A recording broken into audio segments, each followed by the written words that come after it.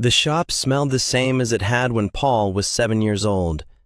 That was the thing he noticed every morning, before the lights were fully on, before the radio was on, before the first customer of the day. There was that smell. Sawdust and linseed oil, and something older underneath both of those, something he couldn't name, but had never been able to separate from the feeling of his father being somewhere nearby. It was the smell of the place before it was his, and it was still the smell now that it was. And some mornings that was a comfort, and some mornings it was the thing that made it hardest to walk in. He'd been walking in for 19 years. His father, Gene, had run Kowalski Custom Woodwork for 31 years before his heart had made the decision for both of them. Paul had been 33 when it happened, old enough to know what he was agreeing to, which was also the problem. You could argue that he'd never fully agreed, that what he'd done was simply not say no, which was different, which he'd spent 19 years not saying out loud. The shop was in a commercial strip in a mid-sized Ohio town that had been slowly remaking itself for 2 decades. Old manufacturing giving way to coffee shops and boutique gyms, and the kind of restaurants that put their sourcing information on the menu. Kowalski Custom Woodwork occupied 1,200 square feet between a tax preparation office and a dry cleaner, and it was not the kind of business the neighborhood was becoming. But it was paid off and steady, and had customers who came back and sent their adult children, which was the kind of loyalty that felt like inheritance. Paul was 52 years old. He was good at the work, genuinely skilled, trained by the best teacher he could have had, capable of things with wood that required patience and attention and a certain quality of sight. He knew this. He'd been good at it since he was a teenager, watching his father work and absorbing it without trying to. The way you absorb things when someone shows you rather than teaches you. He just didn't love it anymore. If he ever had, on his own terms. He'd been trying to locate the moment when the love had left, and he couldn't find it. It hadn't been a moment. It had been a direction. He'd moved in one direction for 19 years, and the distance from something else had accumulated without announcing itself. And by the time he turned around to look, he was very far from wherever he'd originally meant to go. He was 45 before he'd admitted this to anyone. His wife, Carol, had said, "I know, I've known for a while," which had not been as surprising as it should have been. "So what do we do?" he'd said. She'd looked at him. "I don't know. What do you want to do?" He hadn't answered. Not then. The question had too many directions, and all of them led to his father, who'd been gone for 19 years and was therefore unable to tell Paul what he'd actually wanted for him. His mother Ruth was still alive.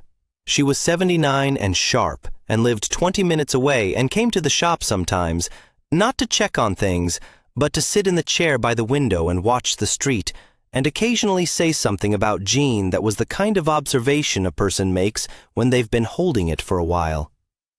She'd said once, about 8 years ago, "Your father never thought you'd do this forever, you know." Paul had been at the workbench. He'd looked up. "He thought you'd take it long enough to—" She'd stopped. "I don't know exactly what he thought. He thought you had your own things in you." She'd looked out the window. "He never expected you to do this until you retired." Paul had said, "I've been doing it for 11 years. "I know," Ruth had said. And then she'd looked at him for a moment and gone back to watching the street. He'd thought about that conversation for 8 years. He'd built arguments against it and put them down and picked them back up, because arguments are easy to build when what you're actually trying to do is not make a decision.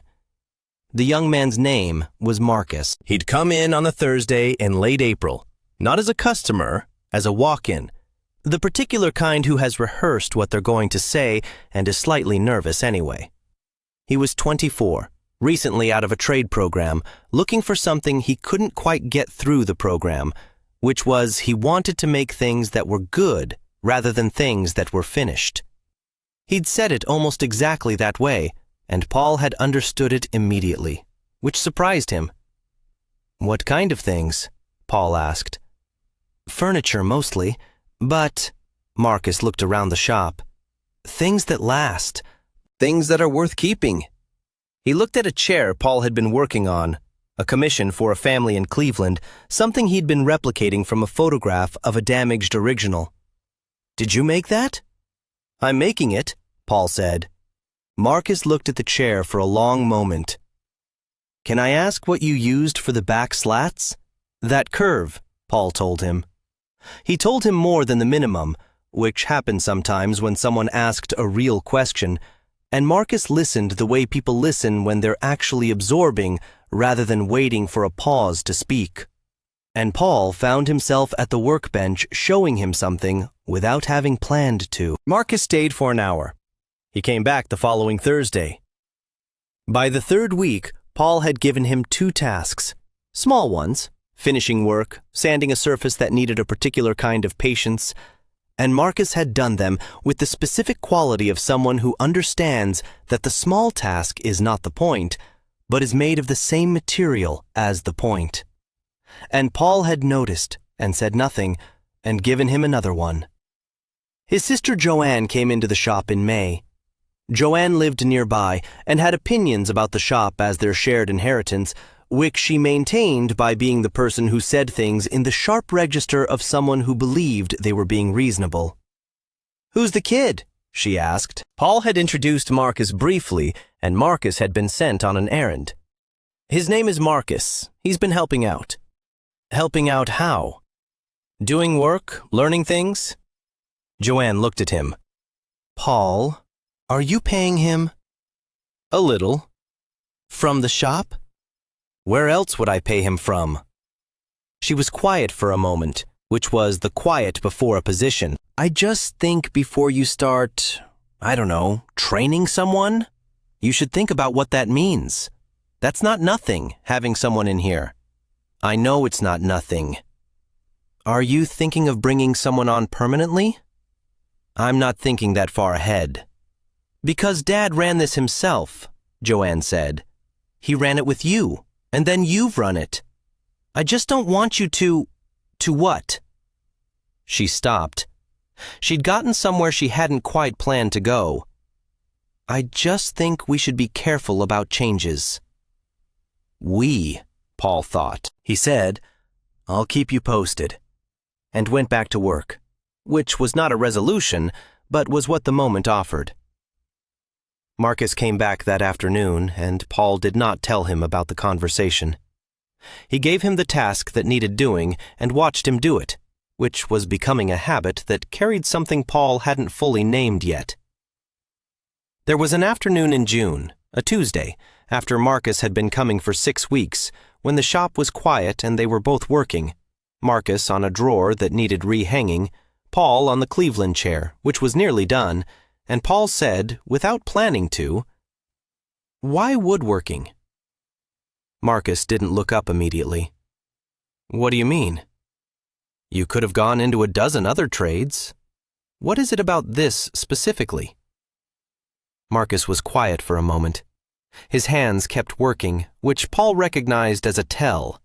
Some people stop moving when they're thinking, and some people think with their hands. "My grandfather had a table," Marcus said, "in his kitchen. He'd made it himself before I was born, and it was just there. Every meal, every holiday, homework, everything. And when he died, they were going to throw it out because it was old and heavy and scratched. And I kept thinking about all the things that had happened on that table and how it was going to the landfill." He paused. "I didn't know how to fix it at the time, but I learned." Paul stopped working. "You still have the table?" he asked. "Yeah, in my apartment. It's too big for my apartment, but yeah." Paul looked at the chair he'd been working on, the Cleveland chair, from the photograph of the damaged original, someone else's grandfather's chair, being remade so it could be in a room with someone's family again. He thought about Jean. He'd been thinking about Jean a lot since Marcus had started coming. Not in the usual way, the way you think about someone you've lost, the general ache of absence. specifically, about who his father had been when he was young, before Paul existed, before the shop. About the fact that his father had been 26 once and had made a choice about how to spend his working life and had made it with something that looked, from everything Paul had ever heard, like genuine joy. Gene had loved the work. Paul had always known this. It was in the way he moved when he worked, unhurried, absorbed, the posture of someone doing exactly the thing they were meant to do. He'd tried to give this to Paul, and Paul had received the skill and not the joy, which was not anyone's fault. You can teach a person the craft. You cannot teach them what the craft gives you in return. He'd found something in the shop the previous week. Not deliberately, he'd been looking for a specification drawing in a box of old files, and he'd found, underneath the files, a small notebook, the kind with the cardboard cover and the stitched binding, Gene's name written on the inside cover in his handwriting. It was not a journal. It was more like a working record, notes about projects, measurements, suppliers, problems encountered, and how he'd solved them. But near the back, on a page dated 32 years ago, there were a few lines that were different. Not about a project, just thinking on paper, the kind you do when something is on your mind. Paul had read it standing at the counter. The thing I want for Paul, not this work specifically, the feeling of being where you're supposed to be.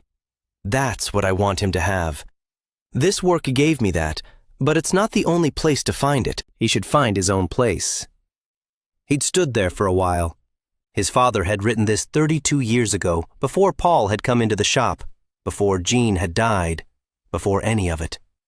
Had written it, and then had never said it, or had said it in ways Paul hadn't heard, or had trusted that Paul would find it eventually, which had taken 32 years, but had happened. He folded the notebook carefully and put it in his jacket pocket, and had been carrying it since. Here's the thing about the notebook. It wasn't instructions. It wasn't permission exactly. It was something harder to describe. Someone from the past reaching forward to say, I saw you. I saw who you actually are. That's the thing about the people we're most afraid of disappointing. Sometimes they're not asking what we think they're asking. Stay with this, and subscribe if this is where you come for stories like this one. He showed Marcus the Cleveland chair when it was finished. He didn't usually do that, didn't usually invite observation of the completion. But he called Marcus over and they both looked at it, and Marcus walked around it slowly, taking it in from different angles, and said, The back slats are perfect. That curve. How did you get the angle consistent across all of them? Paul told him. He told him in detail, because the detail was the point, and Marcus was the right person to receive it. When does it get picked up? Marcus asked. Next week. Marcus looked at it for another moment. They're going to love this, he said. Simply as a fact, which was the right way to say it. Yeah, Paul said. I think so. He sat with the notebook that evening at his kitchen table while Carol was reading in the other room. He read the line again. Not this work specifically. The feeling of being where you're supposed to be. He thought about what that feeling would look like for him. He'd been trying to locate it in relation to the shop and finding it wasn't there, not primarily. But something was there. Something he hadn't named right. The thing with Marcus, the teaching of it, the watching someone absorb something he'd spent decades learning, that carried something. Not the same as what Gene had felt behind the workbench, but in the vicinity of it. Different room, same house. He called his mother on a Saturday morning. He told her about the notebook. He read her the line. She was quiet on the other end for a long moment. I knew he felt that way, she said. He told me. Once, when you were in college. She paused. He was proud of you. But he was worried you'd feel like you had to. I did feel like I had to. I know. Another pause. He would have wanted you to know it was okay. I know that now, Paul said. I think I needed to find it in his handwriting. His mother laughed a little, which was the right response.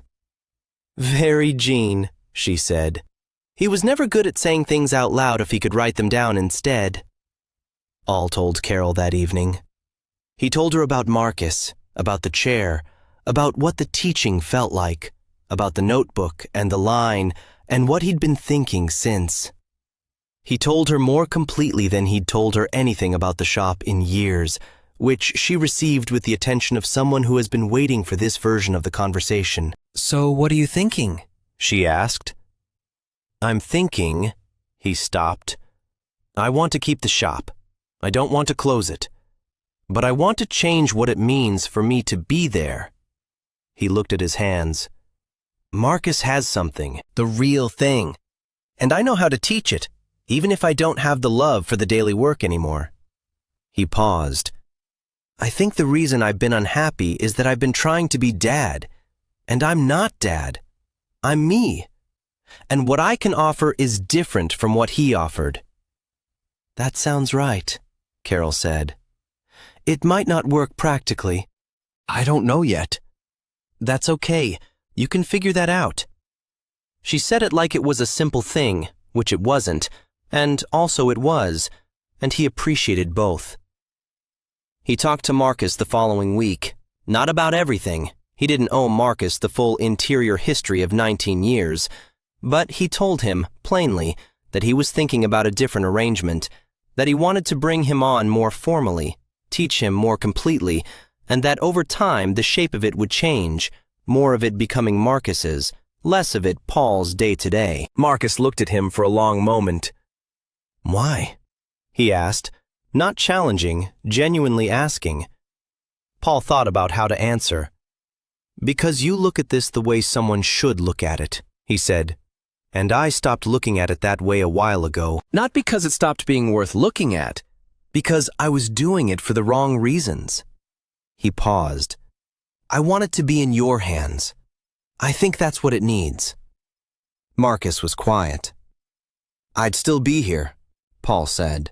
"I'm not going anywhere immediately. There's a lot you'd need to learn, and I want to be the one to teach it while I can." He paused. "I just want to stop pretending that my face is the shop's face forever. It doesn't have to be." Marcus looked at the workbench. "Your dad built this business," he said. "He did. And you've kept it for 19 years. "I have." "So why?" Marcus stopped. He was feeling his way toward something. "Why would you do this for someone you've known for 2 months? Paul thought about a 7-year-old who walked into a shop and learned what sawdust and linseed oil smelled like and had never quite left. He thought about a notebook with 32-year-old handwriting and one line that had changed the shape of the conversation he'd been having with himself for a decade. "Because my father built the shop," he said. "But he built it for the work, not for his name on the door." He looked at Marcus. "The work should go to the person who loves it. That's what he would have wanted." He paused. "And I think that's you." Joanne was not immediately comfortable with this. He'd expected that and had the conversation anyway, the Sunday after he'd talked to Marcus. She said the thing she'd been building toward for years, about family legacy and what it meant to hold something, and the fact that Gene had built the business for his family, which was true. Paul let her say all of it. Then he said, "Dad built it for the love of the work, and the work deserves someone who loves it." He looked at his sister. "I respect what he built. I'm not walking away from it. I'm making sure it keeps going." He paused. "That is the legacy, not my name on the sign, the thing continuing." Joanne was quiet for a long moment. "The sign doesn't have to change," Paul said. "Kowalski Custom Woodwork. It'll stay that." She looked at him. "You've thought about this for a long time," he said. "More than I've let on." She nodded slowly. She was not entirely convinced, and he understood that, and it didn't require her conviction to be right. The arrangement became formal in September. Marcus came on as an apprentice, with a clear structure and a plan. Paul teaching, Marcus learning, the work going on, the handover happening gradually over a time frame neither of them could precisely name, Because the right time for these things is not always the thing you can schedule. Paul was there every day. For now. That was likely to change, also gradually. He found, in those months, that he was better at the work than he'd been in years. Not because anything had changed in his hands, but because something had changed in the reason for being there. He wasn't being there because the sign said his name. He was being there because Marcus needed him to be there, specifically to learn specific things, and the specificity of the need was something Paul could fill with something that felt, if not like joy, like meaning. That was close enough. He'd learned to tell the difference. He still thought about Jean. The smell of the shop still put him somewhere specific, still found the part of him that was 7 years old and watching his father's hands.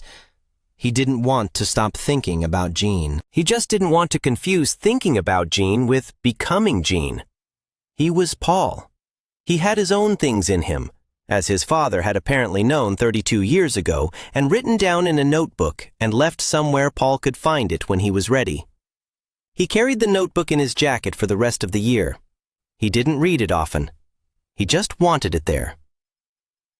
In December, the family that had commissioned the Cleveland chair sent him a photograph. The chair was in a kitchen in Cleveland, at a table, surrounded by evidence of an ordinary meal, a coffee cup, someone's jacket on the back of another chair, what looked like a child's drawing held to the refrigerator in the background. The chair was just there, already part of things, already belonging. He showed Marcus the photo. Marcus looked at it for a long time. "That's it," he said, not loudly, just to himself, and to Paul, and to the room. Paul knew what he meant. He hung the photograph on the wall behind the workbench, next to 2 others he'd put there over the years, pieces in their homes, objects that had outlasted the making of them, things that had found the life they were built for. He looked at it every morning when he came in, before the lights were fully on, before the radio, before the first customer. It helped. Alongside the smell of sawdust and linseed oil, it helped. He was not his father. He was something his father had made, and he was doing something with that, and the something he was doing was not a betrayal. He understood that now, finally, in his bones. 52 years old, and he was just beginning to understand what it meant to be himself, without apology, without the guilt of it. That was late. It was also, he thought, right on time. You find it when you find it. The important thing is that you find it. If this story names something you've been carrying, a role you stepped into that was never quite yours, or a conversation you've been putting off having with yourself, leave a word or 2 in the comments. And if this channel is where you come for stories like this one, subscribe. We're here. Take care of yourselves.